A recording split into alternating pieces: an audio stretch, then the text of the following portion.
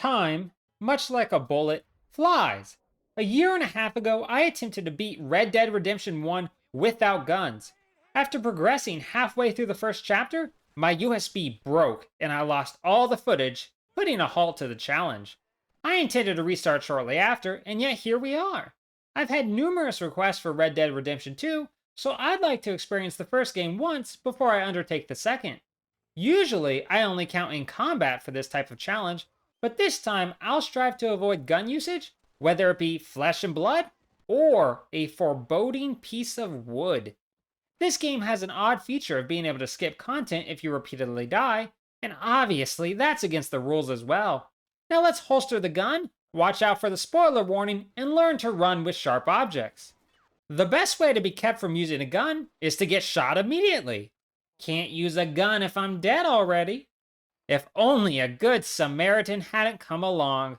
Having saved me, Bonnie McFarlane immediately seeks to balance the scales of life by having me wipe out the rabbit robbers stealing her crops.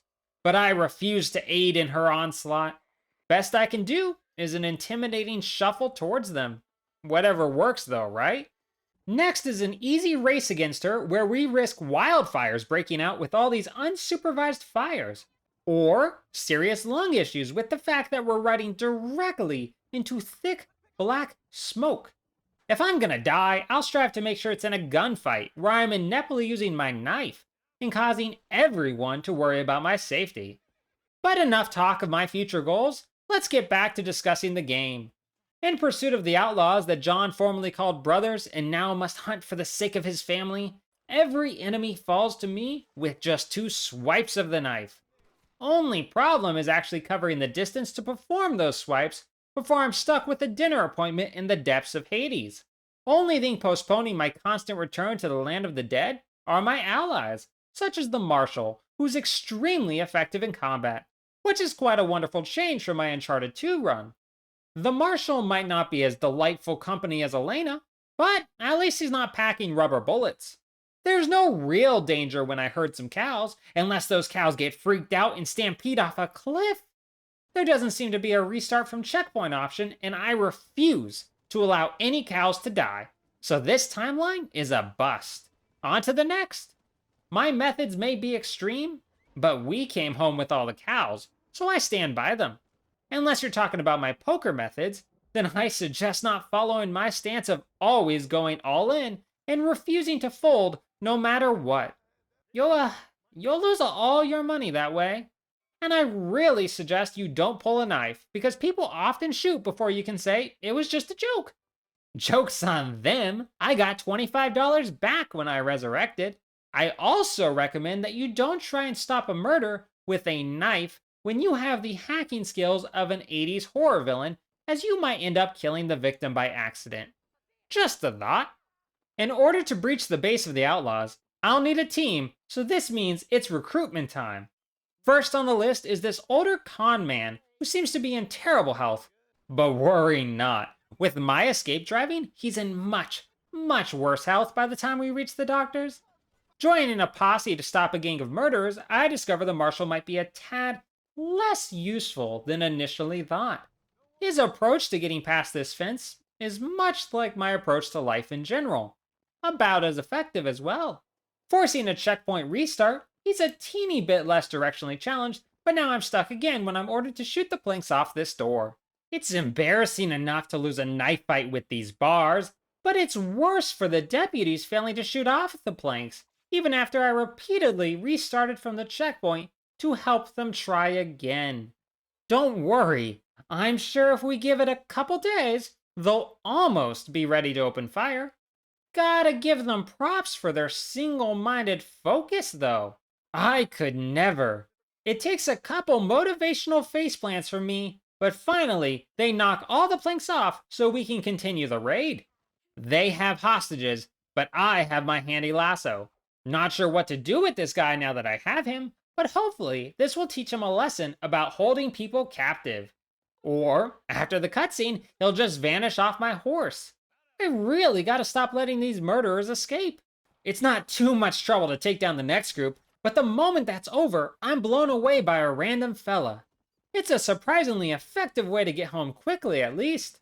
Sure, that home's on fire, but in this economy, how can I complain? I'd rather have stayed burning than rejoin that old con man, Nigel West Dickens, in his latest con, as it involves me being forced to discharge my pistol. Not once, but thrice. No matter how much I fight having to do it, the game forces me to choose between ending my story here or opening fire. So open fire I must. How this makes me yearn for the flames again. With that annoyance done, it's time to repay my debt to Bonnie by saving her. It would be a lot easier to do that if these guys would kindly stay still when I try and knife them. It's just good manners. With her saved and everyone dead, I'm sure Bonnie wouldn't mind waiting just a few minutes while I channel my inner loot rat before untying her. She's cool. I'm sure she wouldn't mind. What the hell took you so long, you stupid man? Sadly, it's time again to help Nigel with another task, but it seems my last venture on a wagon with him has left him rather fearful. For such a seemingly out of shape fella, he really must have a sleeper build as he sprints across the desert for 7 minutes with me barely able to keep up. The man isn't even out of breath. It's upsetting that after that run, the game doesn't advance since, we left our wagon behind, so I'm forced yet again to flee this timeline for another. When my odd companion enrages townsfolk with his con, we're forced to flee, and since I can't knife nor lasso on this wagon, I disembark every few moments to lasso and knife all our pursuers. Unfortunately, there's no lassoing or stabbing some TNT, despite my best efforts, and Nigel doesn't know what driving around an obstacle even means, forcing me to fire yet another shot. I truly do not like traveling around with this guy. If I'm not forced to shoot a gun, then we end up breaking reality. They say, to this day, he's still trying to climb down from that wagon, and should he ever succeed, the end of days shall be upon us. Leaving that problem behind, I struggle with another wagon chase. I can't employ the same strategy of getting off and lassoing the bandits, cause they keep running me over.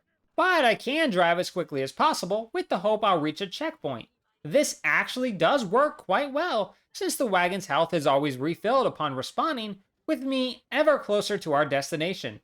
That destination being a hard fight between Seth, the crazed grave robber, and me, the crazed stabber, versus 20-ish murderous treasure hunters.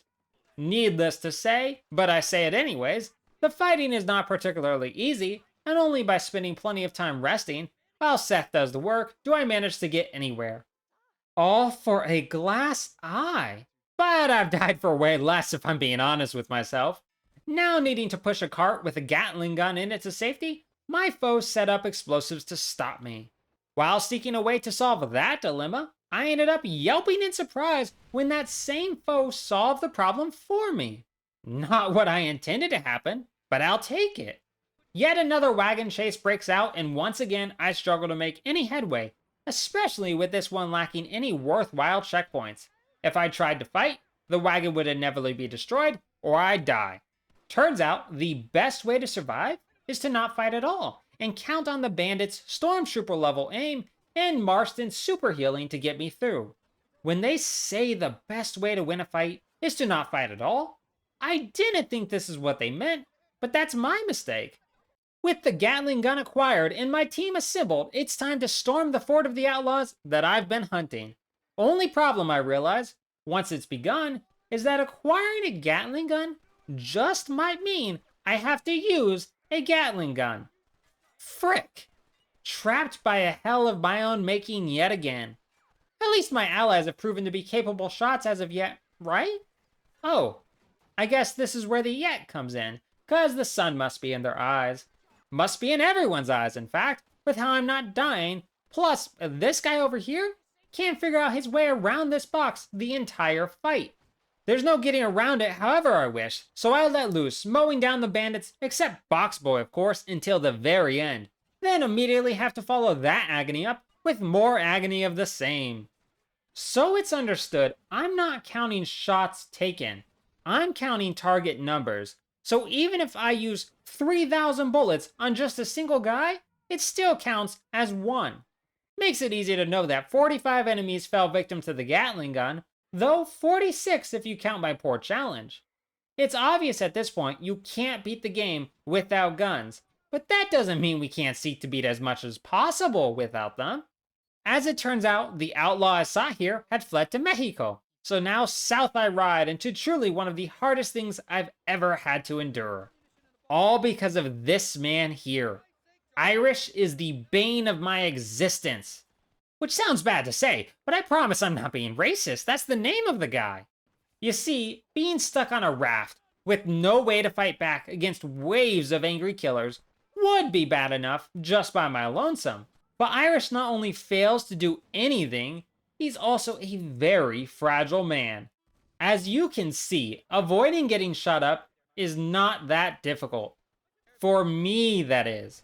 When I learned to bait dynamite throwers into missing us, it doesn't stop Irish from dying anyways. And if the failure screen doesn't strike immediately, I'll continue to act as though everything is normal, in the hopes that we'd reach a checkpoint before the game can realize. I pray to every deity I know, but sooner or later, the game always realizes, and we're knocked back before we can reach safety. Bit by bit, I'd reach a new checkpoint, only to realize this must be the River Styx, as I'm surely in hell when the fighting would break out yet again. So, after 82 failures in this area alone, 66 from Irish dying, I used my gun to remove the last dynamite thrower, and we finally, well, we died again actually, but a couple tries later, we finally escaped that hell. I hope John likes Mexico, because no way am I crossing that border again. As a reward for all that, the game makes me use my gun 5 more times in order to prove that I'm an expert gunslinger, something I'd really rather not be. At least my lasso doesn't let me down. My ability to dismount my horse certainly does.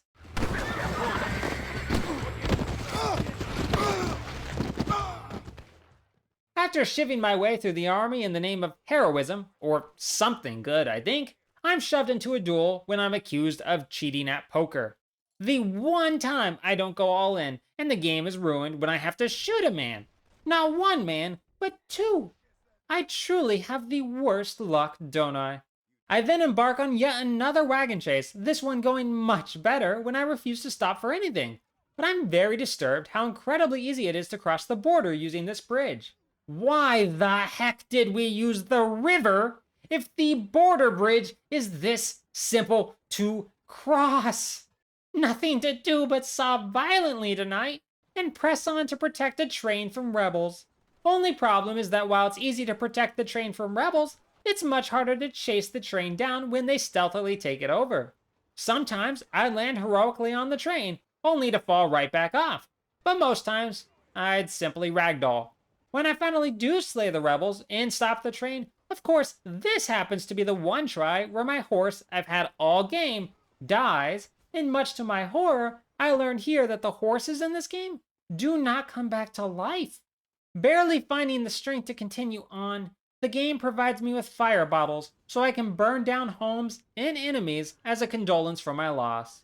It then tries to get me to snipe some rebels, but a combination of letting the army do the work for me and charging in with zero plan or care for my own safety inevitably leads to victory. When yet another train protection mission occurs, this one goes even worse than the last. When a game gives you a big gun to win, they obviously intend to send lots of pain your way. So when you don't use said big gun and instead rely on a lasso, that pain has a habit of crushing you in an endless cycle. Well, it would be endless, except when I tire of protecting the train, I choose to ride away, leaving it to blow up so I can restart from the checkpoint. Instead, much to my surprise, the train doesn't blow up, nor does it lose any more health at all. Apparently, by refusing to protect the train, I ended up protecting it better than ever. Turns out just being near things makes everything worse for them. Guess all my teachers were telling the truth about me after all. After doing all that for the army, they still refused to help me find the outlaws. So I betrayed them and freed the rebel leader. It's not an easy task, given he's being executed, and it still takes me a bit to find the right spot to chuck explosives at the executioner, but once I find the right angle, it's simple to light the place up and get him free. Shockingly, betraying the army leads to them betraying me. But before I'm executed, the rebel leader saves me right back. I then prove that the entire enemy force can't kill me even with my hands tied behind my back. Unfortunately, I should have left them that way, because they're much better at killing me when my hands are free. Nonetheless, I overcome the odds with my trusty blade and go help set an ambush for the army. I'm supposed to use explosives to easily wipe out these wagons, but I refuse to push the detonator, as I want to minimize the odds of any horses getting killed. It may take a few tries, but I do manage to succeed, and it's well worth the extra hassle for the lives of these horses, wouldn't you agree? As a gift from the horse gods, I assume, I'm then given throwing knives, which make quite a valuable difference, combined with the dynamite I'm now using to clear out the army's forces. The game tries to trick me into using a cannon, but I merely crouch near the cannon until the fighting is over and the military is defeated. This allows me to capture Javier, the first of the outlaws I've been seeking, and chase down Bill, the other outlaw. Sadly, while I can easily take down all the military in my way with a heap of explosives, I can't open 3 cage doors, as explosives do too much and knives do too little, forcing 3 more shots. Plus, right before this, another duel cost me yet another gun usage. But at least Bill's escort requires no such thing, and with a flick of the knife, I strike Bill down, bringing an end to my stay in Mexico. If only that was it, but one last outlaw, Dutch, John's old leader, needs to be slain before the government will let Marston go home to his family. It turns out trying to blow them up instead is a little frowned upon. Stopping Dutch begins by freeing the government informant from Dutch's men.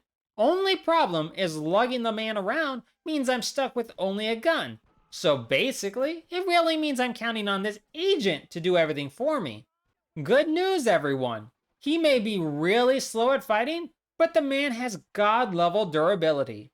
It does take a bit, but thankfully he clears the way for me to hustle out of there. Only for me to get stuck 2 seconds later on a roof, trying to stop Dutch from robbing a bank.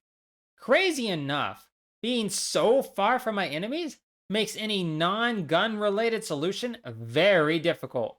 Best I can do is blow up 2 of the escaping thieves and hope the agents kill the rest, which they never do. If I try to get closer by jumping off, I apparently am abandoning the agents, because breaking every bone in my body is not enough of a failure. After waiting almost long enough for the sun to go supernova for the agents to do anything, I had to accept they wouldn't kill enough of the criminals, forcing me to shoot a single one and then 3 more when the game would fail me if any 2 criminals escaped. Then I tried to blow my way into the bank, but each try gave an agent his set of wings. I finally get a window to work, but that doesn't stop Dutch from escaping anyways, because of course, it can never be over that quick. I'd say that easy, but it hasn't been easy by any means. I then go for a hike and get into a fight with a bear. Only after killing the bear do I realize I never had to. So I bonk my head real hard, slip into another timeline, and climb past the bear without harming it. I then get ravaged by a mountain lion, but I'll climb that too. This way, no one has to get hurt.